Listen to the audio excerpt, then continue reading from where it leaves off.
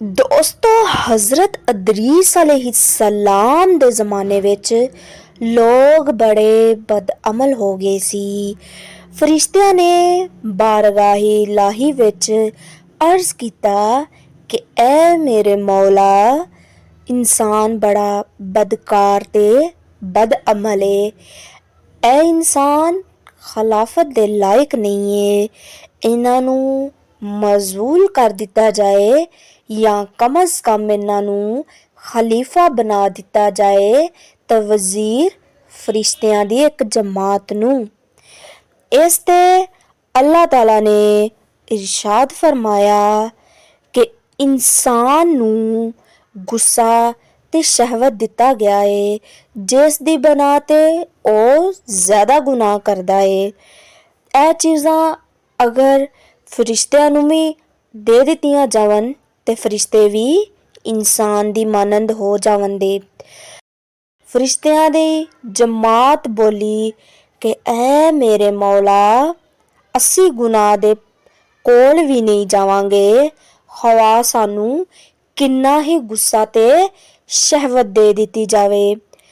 ਫਰਿਸ਼ਤਿਆਂ ਨੇ ਅੱਲਾਹ ਤਾਲਾ ਨੂੰ ਅਰਜ਼ ਕੀਤਾ। ਇਸ ਤੇ ਅੱਲਾਹ ਤਾਲਾ ਨੇ ਜਵਾਬ ਵਿੱਚ ਕਿਹਾ, ਅੱਛਾ, ਆਪਣੀ ਜਮਾਤ ਵਿੱਚੋਂ ਸਭ ਤੋਂ ਆਲਾ ਦਰਜੇ ਦੇ ਪਰਹੇਜ਼ਗਾਰ ਫਰਿਸ਼ਤਿਆਂ ਨੂੰ ਛਾਂਟ ਲਓ, ਜਿਨ੍ਹਾਂ ਨੂੰ ਮੈਂ ਗੁੱਸਾ ਤੇ ਸ਼ਹਿਵਤ ਦੇ ਦੇਵਾਂਗਾ। ਫਿਰ ਇਹਨਾਂ ਦੇ ਵਿੱਚ ਇਮਤਿਹਾਨ ਹੋ ਜਾਵੇਗਾ। ਚਨਾਚਾ ਹਾਰੂਤ ਤੇ ਮਾਰੂਤ ਜੋ ਬੜੇ ਇਬਾਦਤਗਾਰ ਫਰਿਸ਼ਤੇ ਸੀ, ਇੰਤਖਾਬ ਕਰ ਲਿੱਤੇ ਗਏ।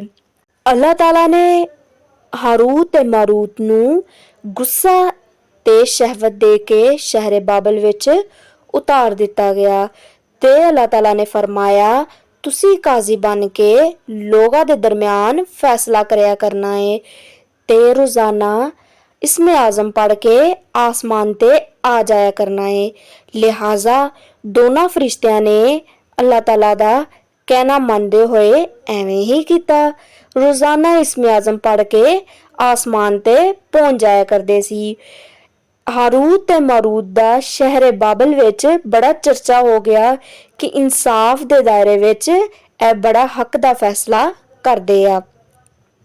1 ਮਹੀਨਾ ਗੁਜ਼ਰਨ ਤੋਂ ਬਾਅਦ ਇੱਕ ਔਰਤ ਜਿੰਦਾ ਨਾਮ ਜ਼ਾਹਰਾ ਸੀ ਔਰ ਇਹ ਫਾਰਸ ਦੀ ਰਹਿਣ ਵਾਲੀ ਔਰਤ ਸੀ, ਇਨਸਾਫ ਤਲਬ ਕਰਦੇ ਹੋਏ ਇਹ ਦੋਨਾਂ ਫਰਿਸ਼ਤਿਆਂ ਦੇ ਕੋਲ ਹਾਜ਼ਰ ਹੋਈ।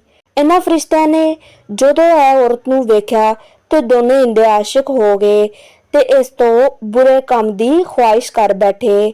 ਇਸ ਤੇ ਔਰਤ ਨੇ ਕਿਹਾ, ਤੇਰਾ ਮਜ਼ਹਬ ਹੋਰ ਏ ਤੇ ਮੇਰਾ ਮਜ਼ਹਬ ਹੋਰ ਏ ਤੇ ਇਖਤਲਾਫ ਇਹਦੇ ਵਿੱਚ ਨਹੀਂ ਹੋ ਸਕਦਾ।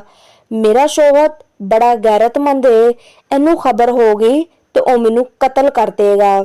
ਇਸ ਤੇ ਔਰਤ ਬੋਲੀ ਕਿ ਅਗਰ ਤੁਸੀਂ ਇੱਦਾਂ ਹੀ ਚਾਹੁੰਦੇ ਹੋ ਤੇ ਤੁਸੀਂ ਸਭ ਤੋਂ ਪਹਿਲੇ ਬੁੱਤ ਨੂੰ ਪੂਜਾ ਕਰੋ, ਫਿਰ ਮੇਰੇ ਸ਼ੌਹਰ ਨੂੰ ਕਤਲ ਕਰੋ ਤੇ ਮੈਂ ਤੁਹਾਡੀ ਤੇ ਤੁਸੀਂ ਮੇਰੇ ਹੋ ਜਾਓਗੇ।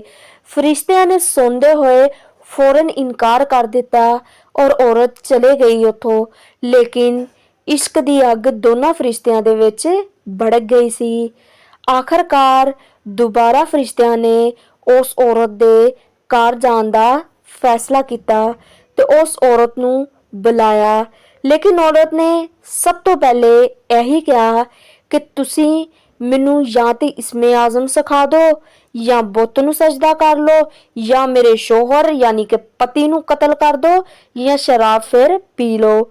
ਦੋਨਾਂ ਫਰਿਸ਼ਤਿਆਂ ਨੇ ਸੋਚਿਆ, ਇਸਮੇ ਆਜ਼ਮ ਇਸਰਾਰੇ ਇਲਾਹੀ ਆ, ਇਹਨੂੰ ਜ਼ਾਹਰ ਕਰਨਾ ਬਹੁਤ ਬੜਾ ਜ਼ੁਲਮ ਆ।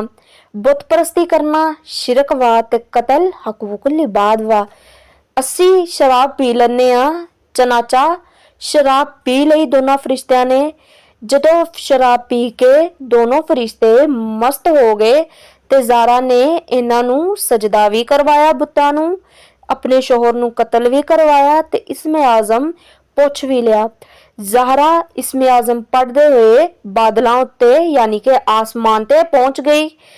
ਅੱਲਾਹ ਤਾਲਾ ਨੇ ਇਹਦੀ ਰੂਹ ਨੂੰ 17 ਜ਼ਹਰਾ ਦੇ ਨਾਲ ਮਿਲਾ ਦਿੱਤਾ ਤੇ ਇਹਦੀ ਸ਼ਕਲ ਨੂੰ ਜ਼ਹਰਾ ਸਤਾਰਾ ਦੀ ਤਰ੍ਹਾਂ ਬਣਾ ਦਿੱਤਾ। ਜਦੋਂ ਫਰਿਸ਼ਤਿਆਂ ਦਾ ਨਸ਼ਾ ਉਤਰਿਆ ਤੇ ਇਹ ਇਸਮੇ ਆਜ਼ਮ ਭੁੱਲ ਚੁੱਕੇ ਸੀ ਤੇ ਆਪਣੇ ਕੀਏ ਤੇ ਬੜਾ ਨਦਾਮ ਤੇ ਸ਼ਰਮਿੰਦਾ ਸੀ। ਅੱਲਾਹ ਤਾਲਾ ਨੇ ਫਰਿਸ਼ਤਿਆਂ ਨੂੰ ਫਰਮਾਇਆ ਕਿ ਇਨਸਾਨ ਮੇਰੀ ਤਜੱਲੀ ਤੋਂ ਦੂਰ ਰਹਿੰਦਾ ਏ। ਇਹ ਦੋਨੋਂ ਸ਼ਾਮ ਨੂੰ ਹਾਜ਼ਰ ਬਾਰਗਾਹ ਵੀ ਹੁੰਦੇ ਸੀ, ਫਿਰ ਵੀ ਸ਼ਹਿਵਤ ਦੇ ਨਾਲ ਮਗਲੂਬ ਹੋ ਕੇ ਸਭ ਕੁਝ ਕਰ ਬੈਠੇ। ਅਗਰ ਇਨਸਾਨ ਤੋਂ ਗੁਨਾਹ ਸਰਜ਼ਰਦ ਵੀ ਹੋ ਤੇ ਕੀ ਤਾਜੁਬਾ। तमाम ਫਰਿਸ਼ਤਿਆਂ ਨੇ ਆਪਣੀ ਖਤਾ ਨੂੰ ਇਕਰਾਰ ਕੀਤਾ ਤੇ ਜ਼ਮੀਨ ਵਾਲਿਆਂ ਤੇ ਲਨ ਤਨ ਕਰਨ ਦੀ ਬਜਾਏ ਇਹਨਾਂ ਨੂੰ ਦੁਆਏ ਮਗਫਿਰਤ ਦੇਣ ਲੱਗੇ। ਇਸ ਤੇ ਕੁਰਾਨ ਮਜੀਦ ਵੀ ਇਰਸ਼ਾਦ ਫਰਮਾਂਦਾ ਏ ਵਲ ਮਲਾਇਕਾਤੀ ਯੁਸੱਬਿਹੂਨਾ ਬਿਹਮਦੀ ਰੱਬਿਹਿਮ व यस्तगफिरूना लिमन फिल अर्द। फिर ਇਹ ਦੋਨੋਂ ਫਰਿਸ਼ਤੇ ਹਜ਼ਰਤ ਅਦਰੀਸ अलैहिस्सलाम ਦੀ ਬਾਰਗਾਹ ਵਿੱਚ ਹਾਜ਼ਰ ਹੋਏ ਤੇ ਸ਼ਫਾਅਤ ਦੇ ਤਲਬਗਾਰ ਹੋਏ।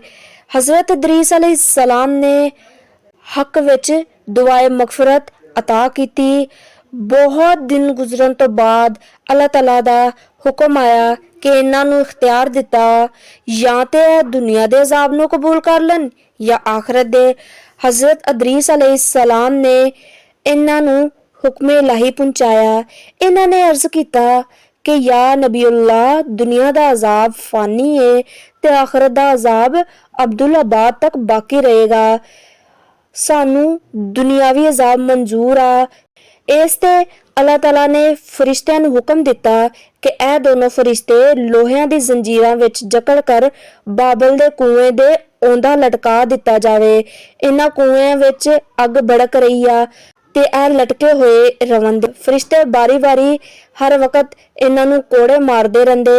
सख्त प्यास दे नाल इन्हां दी ज़बान बाहर लटकदी हुंदी। ए अजाब क़यामत तक ऐसा ही शदीद रहने वाला वा। सुबहान अल्लाह। अल्लाह दे करिश्मात बहुत ज़्यादा ने।